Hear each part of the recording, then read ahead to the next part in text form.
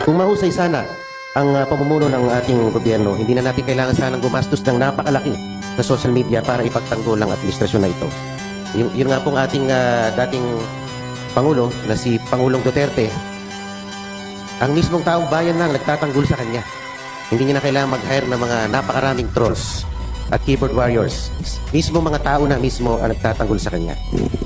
Hindi na kailangan maglang tayo ng artificial na magtatanggol sa ating pamahalaan. Madam Speaker. Congressman Marcoleta, please wind up. 10 million pesos kada buwan from the Office of the First Lady. Nag-maintain po tayo ng 4 na head vloggers who are receiving 75,000 pesos monthly. Keyboard warriors para mag-react at mag-comment ng maganda sa mga social media platforms ng administrasyon.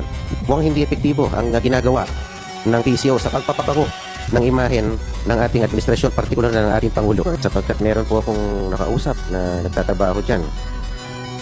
Meron pong platform specific bonuses na matatanggap yung mga creators natin at mga warriors. Let me read to you. Pag ang TikTok content po natin has reached 500,000 views, meron po siyang incentive na matatanggap na additional 5,000 pesos. Pag nakatanggap, pag umabot naman ng 1 milyong views ang TikTok content niya, meron na namang dagdag na 5,000 piso. Sa Facebook, for write-ups and art cards, pag umabot ng 500 shares yung art card mo, meron kang additional 5,000 pesos incentive. For video content, pag umabot ng 500,000 views with 500 shares, meron ka na namang tumataginting na 5,000 piso na pabuya o reward. Sa YouTube naman, mga 300,000 views ka lang, meron ka na namang additional 5,000 pesos na gantimpala.